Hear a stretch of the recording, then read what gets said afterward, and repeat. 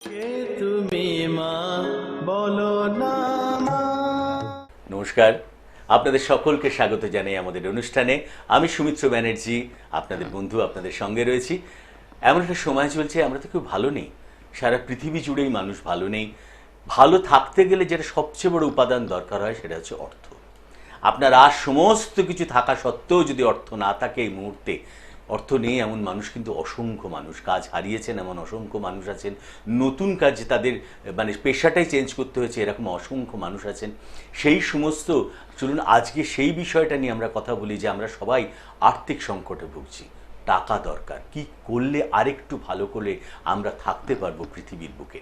আমাদের সঙ্গে, যার সঙ্গে অনুষ্ঠান করি, এত ব্যস্ততার মাঝেও যিনি আমাদের মধ্যে আসেন, আমি বারংবার বলি যে খনার ভিটে জন্ম তার, ইনি ভারতের অলংকার, অন্তরে সন্ন্যাসিনী, বাংলা তথা জগৎ জ্যোতিষ জননী। আমাদের সঙ্গে রয়েছেন জগৎ জননী পরমাত্মা সাধিকা খনামা। তো আমরা খনামাকে এই অনুষ্ঠানে পাই এবং খনামার সঙ্গে আমরা অনেকটা সময় কাটাই তার সঙ্গে, এবং মাকে আমাদের সঙ্গে কথা বলি। আজকে নানান কথায় আসবো মায়ের সঙ্গে, তো মায়ের সম্বন্ধে একটুখানি বলি। এবং এমন একজন পরমাত্মা সাধিকা যে তার একটা আশ্রম রয়েছে, শুধুমাত্র নিজে নয়, অসংখ্য মানুষকে নিয়ে বাঁচতে ভালোবাসেন বলে তার আশ্রম রয়েছে। তার আশ্রমের নাম শ্রীরামকৃষ্ণ সারদা মা দিগদর্শন আশ্রম। এই আশ্রমে আপনিও গেলে শান্তি পাবেন, আপনি গেলে মনের অনেক জিনিস পাবেন এই পৃথিবীর বুকে বেঁচে থাকার জন্য। এমন একজন মানুষ যে মা বলেন না, অনেকেই বলেন তো আমার তো কুষ্টি নেই, তাহলে কি হবে? মা বলেন যার নেই কুষ্টি হাতই তার যষ্টি। হাত দিয়ে বিচার করেন। মার কাছে আসলে শুধুমাত্র যে আপনাকে হাত দেখছেন তা নয়, কুষ্টি বিচার করেন, হাত দেখেন, সামুদ্রিক শাস্ত্র, নিউমারোলজি অ্যাপ্লাই করেন, সব দিয়ে আপনাকে বাঁধেন। কেন বাঁধেন জানেন? কারণ তিনি জানেন তো যে আপনি অনেক কষ্ট করে, অনেক দিন চিন্তা করে দৌড়ে এসেছেন মায়ের কাছে সমস্যায় পড়ে। সেই মাকে আমাদের সঙ্গে পেয়েছি। আমরা বলি যে বিশ্বের কল্যাণ যার কর্ম, সর্বধর্ম চেতনার পথ প্রদর্শক পরমাত্মা সাধিকা খনামা। আমরা আসবো মায়ের কথায়। স্বাগত আমাদের অনুষ্ঠানে। তোমাকে এবং তোমাদের সকলকে প্রাণ ভরা ভালোবাসা নিয়ে তোমাদের কাছে চলে আসা। উদ্দেশ্য একটাই, জেনে রেখো সবাই, আমরা সকলে মিলে ভালো থাকতে চাই সর্বদাই। কারণ ভালো থাকাটাই অতীব অতীব প্রয়োজন। আমরা জীবন ধারণ করেছি, আমরা জন্মগ্রহণ করেছি, আমরা মনুষ্য জন্ম। সমস্ত প্রাণীর মধ্যে শ্রেষ্ঠতম প্রাণী হচ্ছে মনুষ্য জন্ম। এই মনুষ্য জন্ম গ্রহণ করেছি আমরা। এই মনুষ্য জন্ম গ্রহণ করে বৃথা জন্ম যেন না যায়। কারণ তাই জন্যই আমি বলো না কাতর স্বরে, বৃথা জন্ম এ সংসারে, বৃথা জন্ম এ সংসারে। কেউ বলো না। জীবনে সমস্যা হতেই পারে, ভয় কি? আমি তো আছি তোমাদের সকলের তরে, আমি আছি তোমাদের সকলের তরে। আর ঠিক এই মুহূর্তের জন্য আমি এসে গেছি তোমাদের সকলের ঘরে। কারণ তোমাদের ভালোবাসা দেবার জন্য। কারণ ভালোবাসাটা অতীব প্রয়োজন। আমরা শ্যামাসঙ্গীতের গানের সুরের কথায় যদি আসি, তাহলে বলতে ভালোবাসি, যেথা আছে শুধু ভালোবাসাবাসী, সেথা যেতে প্রাণ চায় মা। হ্যাঁ, ঠিক তাই, সেথা যেতে প্রাণ চায়। এই প্রাণ যেখানে যেতে চায় সেখানেই যাওয়া দরকার। অর্থাৎ আমি তোমাদের কাছে চলে এসেছি। তোমরা টিভিটি খুলেছো, তোমরা আমাকে দেখতে পাচ্ছ। আমি ক্যামেরার মধ্যে দিয়েও মনের কল্পনায় আমি তোমাদের প্রতিজনের ঘরে ঘরে আছি। কীরমভাবে জানো? যেমন বাতাস, দরজা জানলা খোলা থাকলেই বাতাস ঢুকে যায় সব সময়, ঠিক সেই রকম বাতাসের মতন, সূর্যের আলোর মতন প্রেমময় জগতের মধ্যে দিয়ে আমি তোমাদের সকলের কাছে আছি, অন্তরে অন্তরে আছি, হৃদয়ের মধ্যে আছি। আমি সেই মা, আমি আর কেউ না, আমি তোমাদের মা। মায়ের কাজ কি? সকল সন্তান যাতে সর্বদাই ভালো থাকতে পারে, সেটার জন্যই মায়ের চিন্তা ভাবনা। আমি একটু বলে দিই মাকে আপনারা কোথায় পাবো। প্রত্যেক বুধবার দিন পাবো বারাসাত যশোর রোড হাটখোলা মোড়ে, পুরনো শিব মন্দিরের কাছে, বিবেকানন্দ অ্যাপার্টমেন্টের 3 তলা, এটা পাবো বুধবার দিন। প্রত্যেক শুক্রবার দিন Bonhooghly petrol pump stoppage handicap হসপিটালের সামনে 28 নম্বর ঋষি অরবিন্দ সরণিতে আমরা মাকে পাবো। প্রতি শনিবার ঢাকুরিয়ার 5 নম্বর কালীবাড়ি লেন, ঢাকুরিয়া কালী মন্দিরের কাছে পাবো। এবং আপনাদের দেখুন যে যারা অনেক দূর দূরান্তরে রয়েছেন আমার বন্ধুরা বলেন যে আমরা তো আসতে পারবো না, এখন অনলাইনে ব্যবস্থা রয়েছে, আপনারা আগে ফোন করে কথা বলে নেবেন, বুক করবেন স্লট টাইম, তাহলে মা আপনাদের বহু দূরে থাকলেও আপনাদের পুরো সমস্যার সমাধান অনলাইনে করে দেবেন। এবং স্টলে আমাদের নাম্বার রয়েছে 9831070429, 9831058429, 9433202277। এই নাম্বারগুলো ফোন করে নিন, আমাদের ব্যাক অফিসের বন্ধুরা আপনাদের হেল্প করে দেবে। আজকে আমাকে যেটা প্রশ্ন করলো, যে প্রশ্নটা আমাকে করা হলো, সেটি হচ্ছে সবাই কিভাবে ভালো থাকবে আর্থিক দিক থেকে। কারণ অর্থ সমস্যা মারাত্মক সমস্যা, অর্থ সমস্যা জীবন ব্যর্থ হওয়ার একটি দিক দরজার সমস্যা। যাদের অর্থ আছে তারা সেই অর্থটাকে কিভাবে রক্ষা করবে, কিভাবে রাখবে, সেটা নিয়েও তাদের সমস্যা। যাদের অর্থ নেই, মনে হয় চারিধারে তাদের যেন কেউ নেই। অর্থ নেই তো কেউ নেই। অর্থ থাকলে অনেক মনোবল বাড়ে, আত্মবল বাড়ে, অনেক সমস্যার সমাধান করা যায় অর্থ উপায় করতে পারলে। অনেক অনেক বাড়িতে কর্ম নাই, হাহাকার হাহাকার আসছে অনেকেই আমার কাছে দূর দূরান্তর থেকে। তবে আমি তাদের সঙ্গে যখন কথা বলি, আমি তোমাদেরকে বলি যে যারা আছো দূর দূরান্তরে, যারা আছো নিজের ঘরে, তারা সেখানেই থাকো, আমার কাছে আসতে হবে না। আমি তো এসে গেছি তোমাদের তরে, আমি তোমাদের কাছে তোমাদের তরে এসে গেছি। দূর দূরান্তর থেকে আমার এই কথাগুলো শুনলেই তোমাদের অনেক উপকার হবে। কারণ আসারও তো একটা সমস্যা হতেই পারে, সময়ের সমস্যা, আর্থিক সমস্যা, অনেক সমস্যা হতে পারে। সেই সমস্যার সমাধানের জন্য আমার তোমাদের সামনে চলে আসা। কারণ যতদিন আমি আসতে পারিনি, বসতে পারিনি, অনেক ফোন এসছে, মাগো তুমি কেন টিভি প্রোগ্রাম করছো না, মাগো তোমাকে কেন দেখতে পাচ্ছি না টিভি প্রোগ্রামে। তোমরা টিভি প্রোগ্রামে আমাকে দেখবে, ইউটিউবেও আমাকে দেখতে পাচ্ছ, এখন দেখো টিভিতেও দেখবে, ইউটিউবেও দেখতে পারবে। তাহলে সর্বতভাবে তোমাদের ঘরে, তোমাদের হাতের মুঠোয় তোমাদেরই মা চলে এসেছে। সেই মা কি চাইছে? তোমাদের মঙ্গল দ্বীপ জ্বালবার জন্য আমার চলে আসা। তোমাদের প্রতিটি সংসারে সংসারে শুধু নয়, প্রতিটি অন্তরে অন্তরে মঙ্গল দ্বীপ জ্বালার জন্য আমার এখানে আসা। আর আমি তো বলি, এই পৃথিবীতে আমার বেঁচে থাকা, আমার থাকা, এটাই হলো কাজ। সেটা হলো সকলের মঙ্গল করার জন্য, সকলের ভালো করার জন্য, সকলে যাতে শান্তিতে থাকতে পারে, সকলে যাতে ভালো থাকতে পারে। কারণ তা না হলে আমি পৃথিবীতে বোঝা বাড়িয়ে থেকে লাভ কি বলো? যদি মানব কল্যাণ না করতে পারলাম, যদি মানুষের মাঝে যে ভগবান আছে তাদের জন্য কিছু না করতে পারলাম, তাহলে কি করতে আসলাম পৃথিবীতে? তাই সে কারণে আজকে আমাকে যে প্রশ্নটা করা হয়েছে সেটি হচ্ছে আর্থিক উন্নতি। এই আর্থিক উন্নতির জন্য অনেকগুলি উপায় আছে। যেমন বলি, আর্থিক উন্নতির জন্য সবথেকে বেশি আমি যেটি দেখি, যে গৃহে একের পর এক চাকরি চলে যাচ্ছে, ব্যবসা মন্দ যাচ্ছে, কিছুতেই অর্থ আসছে না, সমস্ত সারা দিনের পরিশ্রম ব্যর্থ হয়ে যাচ্ছে, অর্থ আসছে না, তাদের জন্য বেশ কয়েকটি পয়েন্ট দেখে নিতে হয়। একটি হলো বাস্তুর ক্রিয়া করতে হয়। বাস্তুর দোষ আছে কিনা, বাস্তুর মাটি নিয়ে সেটিকে শ্মশানে বসে ক্রিয়া করে দেখে নিতে হয় যে তাতে কি দোষ আছে, কি দোষ আছে, সেই দোষগুলোকে কাটাতে হয়। বাস্তুর দোষ কাটালে অনেক সময় অর্থ সহজেই আসে গৃহে। এই একটা দিক আছে। আর একটি দিক আছে যে ব্যবসা করছো, যে চাকরি করছো, তার গ্রহ দোষ কি আছে। যে সমস্ত জাতক জাতিকাদের বর্তমান সময় রাহুর দশা, রাহুর অন্তর্দশা, রাহুর প্রত্যন্তর দশা চলছে, তোমাদের হাতের কাছে যা ছক আছে সেগুলো দেখে মিলিয়ে নিও। যাদের ছক নেই তাদের হাতের জন্য ভরসা করতে হবে, হস্তরেখা, সেই হস্তরেখার জন্য ভরসা করতে হবে। তো এইগুলো দেখে নিতে হবে। যদি রাহুর দশা, রাহুর অন্তর্দশা, রাহুর প্রত্যন্তর দশা এইগুলো চলতে থাকে, তাহলে বাপু চলতি ব্যবসা নষ্ট হয়ে যাবে, এলোমেলো হয়ে যাবে। এইগুলোকে একটুখানি গার্ড করতে হবে, পরিত্রাণ করতে হবে। সেগুলোর জন্য নানা উপায় অবলম্বন করতে হবে। আমি তো তোমাদেরকে বলে দিই, যারা আমার কাছে আসো বলে দিই, যারা দূরে আছো, দূর দূরান্তরে আছো শুধু নিজের ঘরে, আমি বলে দিই তাদের জন্য, সেই তোমাদের জন্য বলে দিচ্ছি। রাহুর বীজমন্ত্র বলে দেব, অপেক্ষায় থাকো, এক্ষুনি বলে দেব। আর রাহুর দশা, অন্তর্দশা, প্রত্যন্তর দশা হলে তোমাদেরকে একটু রাহুর গার্ড নিতে হবে, সেটিকে ঠিক করতে হবে।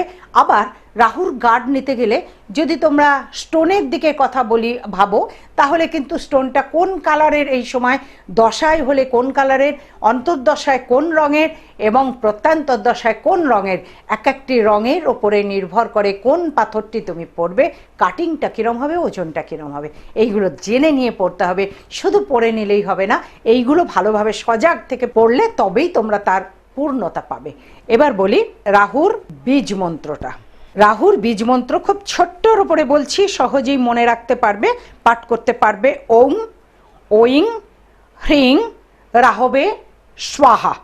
ওম ওইং হ্রিং রাহবে স্বাহা। এই মন্ত্রটি 108 বার প্রতিদিন। রাহুর সাধারণত সময় হচ্ছে, রাহুর কাল সময় যেটা আমাদের করা হয়, কোনো দিন হয় সকাল 9টা, কোনো দিন বেলা 12টা। এই বেলা 12টার মধ্যে, সকাল 9টার থেকে বেলা 12টার মধ্যে এই মন্ত্রটি পাঠ করবে। রাহুর দশা, রাহুর অন্তর্দশা, রাহুর প্রত্যন্তর্দশা থেকে তোমরা অনেকটাই পরিত্রাণ পাবে। তা সত্ত্বেও যদি না হয়, তখন শরণাপন্ন হতে হবে কোনো জ্যোতিষের কাছে। আর বলি, অনেকের আছে, যেন তুমিও সেদিন বলছিলে যে অনেকের আছে স্নান করতে চায় না, একদম এই যে ঠিক টাইমের মতো স্নান করতে চায় না। স্নান বাড়িতে রয়েছে, ছেলেটি বা মেয়েটি স্নান করবে সেই বেলা 3টে 4টে 5টায় গিয়ে স্নান করছে, সময় নেই, মোবাইল নিয়ে ব্যস্ত তো সেই জন্য সময় নেই, ল্যাপটপ নিয়ে ব্যস্ত তো তাই সময় নেই। এই সমস্ত জাতক জাতিকাদের বুঝবে যে রাহুর দশা, রাহুর অন্তর্দশা অথবা রাহুর প্রত্যন্তর্দশা চলছে। যদি এইগুলি থাকে না, তাহলে অবশ্যই মানে এই নেচারগুলো দেখলেই বোঝা যাবে যে তাদের এই দশাগুলো চলছে। একটু বিশৃঙ্খলতা থাকবে, বিশৃঙ্খলতা। যেমন বলি খাওয়া দাওয়া, অনেকের আছে খাবারটা সামনে পেলে সুন্দরভাবে তাই খেয়ে নিল, সুন্দর নিপুণভাবে পরিষ্কার পরিচ্ছন্নভাবে খেয়ে নিল। অনেকের আছে খেতে খেতে অন্য মনস্ক হয়ে গেল, কোনো গান শুনছে, মোবাইলে কারুকে ফোন করে কথা বলছে আর খাচ্ছে, টিভি দেখছে খাচ্ছে, এই সমস্তগুলো করছে। ওগুলো কিন্তু রাহু বিভ্রান্তি করে দিচ্ছে। কারণ খাবারের সময় বলি, এই যে আর্থিক দিকের কথা বলছি না, বেশ কতগুলো লক্ষণ থাকবে, তবে না মা লক্ষ্মী তোমায় কৃপা করবে। এই খাবারের সময় যদি অবজ্ঞা করা হয়, খাবারের প্রতি এটা খাবো না, ওটা খাবো না, এটা খাই না, এটা খাবো তো এমনি করে এক কামড় খেলাম, একটুখানি খেলাম, বাকিটা খেলাম না, এই যে খাবারের বিশৃঙ্খলতা, এই বিশৃঙ্খলাতে মা লক্ষ্মী রুষ্ট হন। আর তখনই বোঝা যায় যে রাহু বিরূপ আছে এই জাতক বা জাতিকার। সেই কারণে এর প্রতিবিধান, এর প্রতিকার করা অবশ্যই দরকার। আসবো পরপর বিষয় নিয়ে কথা বলতে, কান আর মন সজাগ রাখবে, তাহলে আমাকে খুঁজে পাবে। আমি একটু বলে দিই মাকে আপনারা কোথায় পাবো।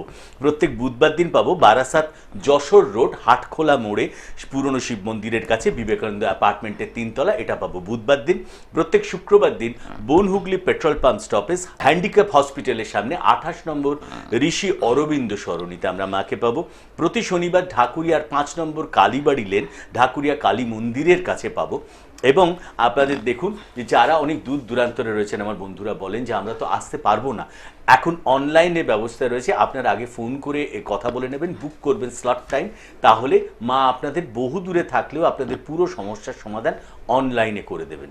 এবং স্টলে আমাদের নাম্বার রয়েছে 9831070429, 9831058429, 9433202277। এই নাম্বারগুলো ফোন করে নিন, আমাদের ব্যাক অফিসের বন্ধুরা আপনাদের হেল্প করে দেবে।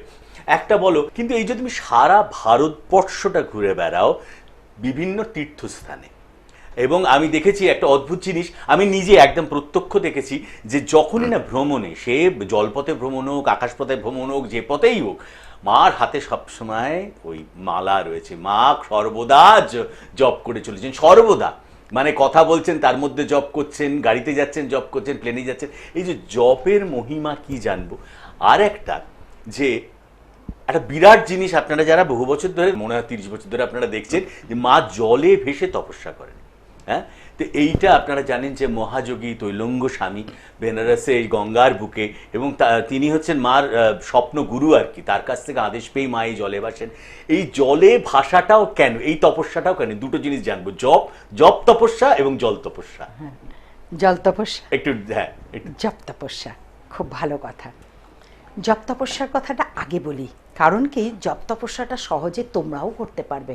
জল তপস্যার কথাটা তোমাদেরকে করতে বলবো না, হাবুডুবু খাওয়ার আমার দরকার নেই খাওয়ানোর, তোমাদের হাবুডুবু খাওয়াতে আমি চাই না, কারণ ওইটা না তার কৃপা না হলে হয় না। যাদের মধ্যে, আমার একার হয়েছে বলে আমি বলছি না, যাদের মধ্যে তার পরমাত্মার কৃপা আছে তারাই পারবে করতে। কিন্তু বৃথা চেষ্টা করে কানে জল ঢুকিয়ে নাকে জল ঢুকিয়ে কষ্ট করো, এটা আমি চাইবো না। আমি চাইবো জপ তপস্যা এসো আমরা সবাই মেতে উঠি। যেমন কলিযুগের সার যোগ্য তপস্যা হচ্ছে হরিনাম, হরিনাম নাম তপস্যা। এই নাম তপস্যা আর জপ তপস্যা প্রায় সমান সমান। নামটা হচ্ছে আমরা যখন নাম করছি, হরিনাম করছি, নাম কীর্তন করছি, তখন অনেকের সামনে অনেকে মিলিতভাবে নাম তপস্যা হচ্ছে, হরিনাম তপস্যা হচ্ছে।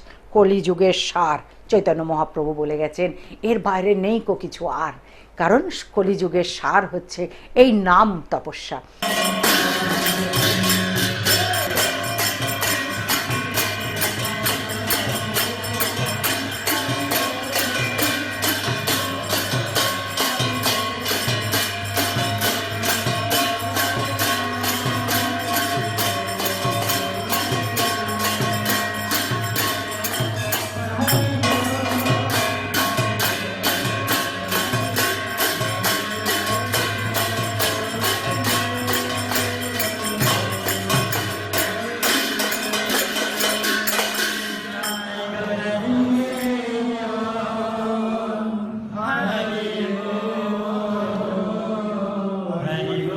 নাম করো, তার নাম করো। তো জপ তপস্যা অনেকেই করো, অনেকেই গুরু দীক্ষা নিয়েছো, গুরু দীক্ষা পেয়েছো।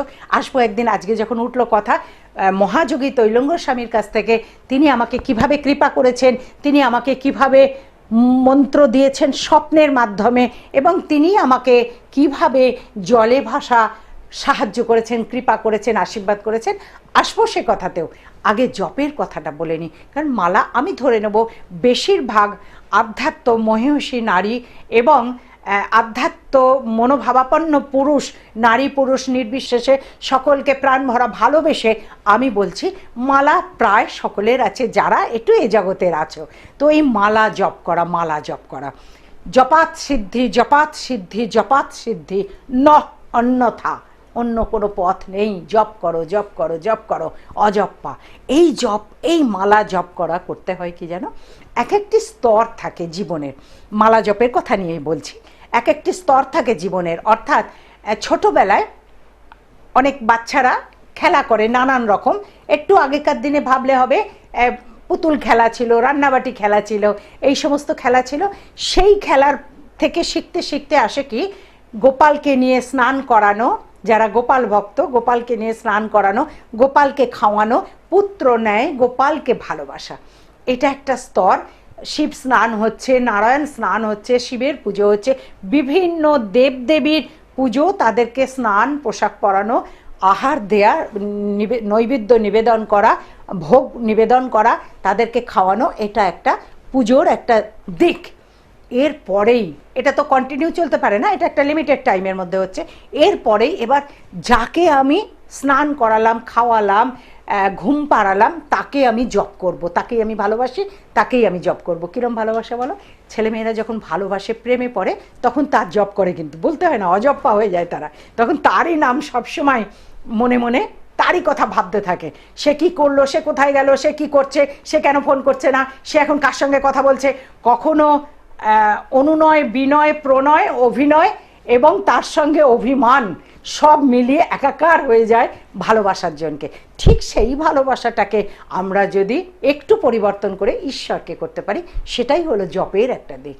যেমন মোবাইলে গল্প করা একটা দিক এখন প্রবণতা হয়েছে, তেমনি জপ করা। এ যে কি আনন্দ, যে এর এই স্বাদ পেয়েছো, সে জেনেছো যে এর মধ্যে কি আনন্দ আছে। আমি যখন জপ করি, আমি সর্বদাই জপ করি। এই এখনও গাড়িতে আস্তে আস্তেও জপ করেছি। সব সময় জপ থাকে তা বলে যে কথা বলি না, গম্ভীর, তা কিন্তু নয়। প্রয়োজনে কথাটা বলি, প্রয়োজনীয় কথাটা বলি, অপ্রয়োজনীয় কথা না বলে সেই সময় তার কথা ভাবার জন্য জপ করা। এই জপ করতে হবে। কেউ শিব নাম জপ করবে, কেউ কৃষ্ণ নাম জপ করবে, কেউ বিষ্ণু নাম জপ করবে, কেউ তারা নাম জপ করবে, কেউ দুর্গা নাম জপ করবে, কালী নাম জপ করবে। যে যে দেব দেবীকে ভালোবাসো সে সেই দেব দেবীর নামে জপ করবে। এই জপ করতে করতে করতে করতে কি হয় জানো, ঠিক স্থিরভাবে একভাবে এরকমভাবে বসে জপ করলে ইরা সুষুম্না পিঙ্গলা নাড়ী জাগ্রত হয়ে যায়। আস্তে আস্তে কুলকুণ্ডলিনী জাগ্রত হবে। কুলকুণ্ডলিনী জাগ্রত হলে বাপু আর তোমায় পায়কে, আর তোমায় পায়কে। সেই জাগ্রত করার জন্য প্রচেষ্টা, চেষ্টা, তপস্যা, সেই তপস্যাই হলো জপ করা। জপ করে করে জপ করে করে এই জায়গায় পৌঁছাতে হবে। এটা হলো জপের কথা। এবার তুমি যেটা বলছিলে আর্থিক বিষয় নিয়ে কথা বলো। আর আমরা না এর মধ্যেখানে একটু বন্ধুদের বলো, আমি কথা দিয়ে ফেলেছি তো বন্ধুদের, সেটা হচ্ছে জলে ভাষাটা আমরা একটু মার একটু দেখবো। এই জলে ভাষা দেখতে অসংখ্য মানুষ আছেন, সারা ভারতবর্ষ থেকে অসংখ্য মানুষ আছেন দেখতে। আমরা একটু ফুটেজটা একটুখানি বন্ধুদের বলবো দেখাতে।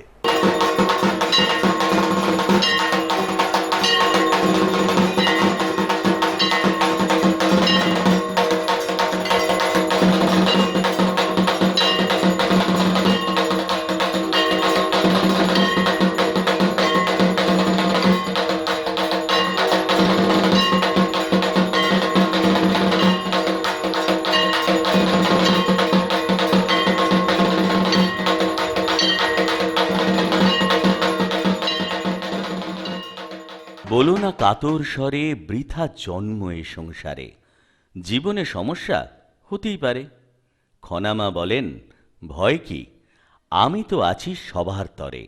তিনি চলেছেন আমাদের সকলের সমস্যা নিয়ে দেবাদিদেব মহাদেবের চরণে তার প্রণাম জানাতে, আর আমাদেরকে মুক্তিলাভ ঘটাতে তার আশীর্বাদ ভিক্ষা করতে।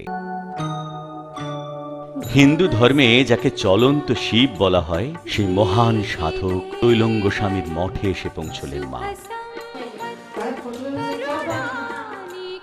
এখানে একটা কথা বলে নি, মা কিন্তু তৈলঙ্গ স্বামীর কাছে দীক্ষা প্রাপ্ত। ঠিক তাই, স্বপ্নে পেয়েছিলেন সে দীক্ষা, আর আজ মা এসে হাজির হয়েছেন তারই গুরুর চরণে তার প্রণাম নিবেদন করতে। সেই মহান গুরুর কাছে তার যোগ্য শিষ্যা, আমাদের বাংলার জ্যোতিষ জননী, সকলের একান্ত প্রিয় খনা। এখানেও কিন্তু বিশ্বের নানা প্রান্ত থেকে মানুষ এসে হাজির হয়েছেন মায়ের এই যজ্ঞ দেখার জন্য। তার কারণ তো একটাই, আমরা তো সকলে জানি যে মা যেখানে যজ্ঞ করেন স্বয়ং ভগবান সেখানে নেমে আসেন।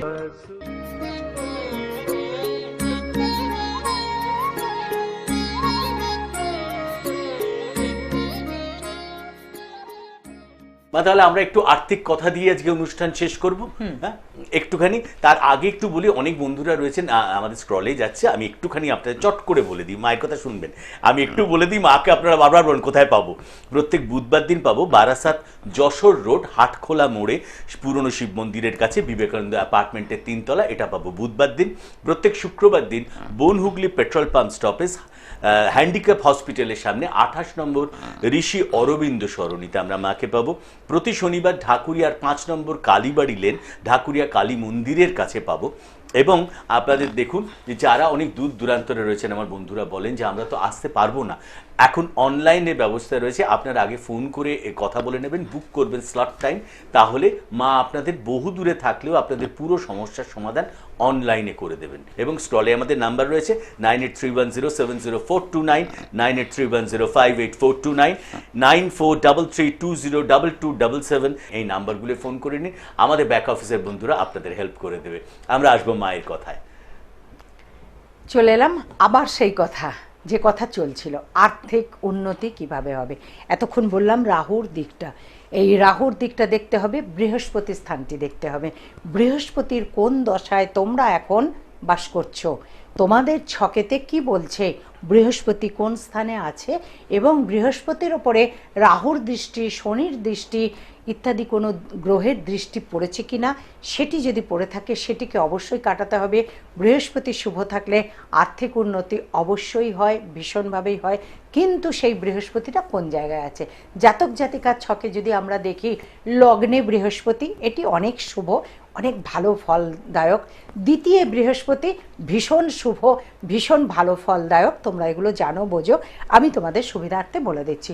যদি দেখা যায় জাতক জাতিকার লগ্ন থেকে চতুর্থে বৃহস্পতি ভীষণ শুভ, যদি দেখা যায় সপ্তমী বৃহস্পতি ভীষণ শুভ, অথবা যদি দেখা যায় একাদশে বৃহস্পতি সেটিও শুভ, তাহলে কিছু না কিছু শুভ যোগ তোমরা পাবেই। এর পরে পরে অনুষ্ঠানগুলোয় তোমরা শুনবে যে বৃহস্পতি কোন স্থানে থাকলে, কোন উপায়ে থাকলে হঠাৎ প্রাপ্তি যোগ হয়, এটাও ভীষণ দরকার।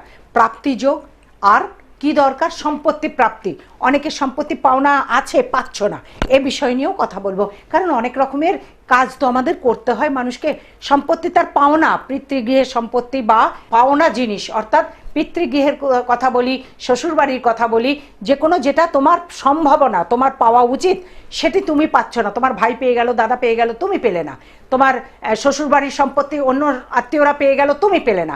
ওই জায়গাটাকে কি কারণে, কোন গ্রহদোষে এটা আটকে থাকে, কি করলে ওটার থেকে প্রতিকার করা যাবে, রক্ষা হবে, তোমার পাওনাটা তুমি পাবে। অন্যায় কাজ আমি করি না, কিন্তু ন্যায্য কাজ করতে ছাড়ি না।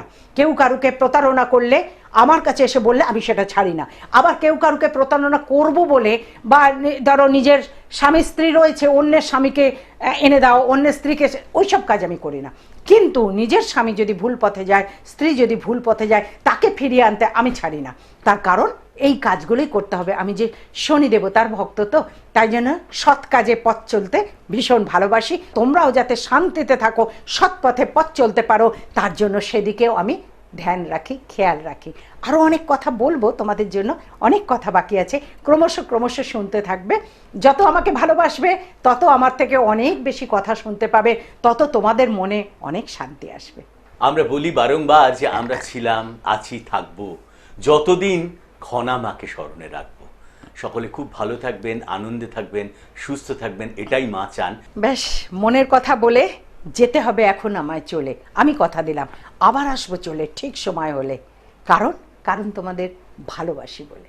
বহু আশা নিয়ে আমি এলাম এই পৃথিবীতে, মানুষের মাঝে ভগবান আছে সেটি খুঁজে নিতে। তোমাদের সকলের চৈতন্য হোক, তোমাদের সকলের মঙ্গল হোক, মঙ্গলময় ঈশ্বর সদাই তোমাদের সঙ্গে থাকুন। তোমরা সকলে অনেক ভালো থাকো, অনেক ভালো থাকো, অনেক ভালো থাকো। কে তুমি মা বলো না।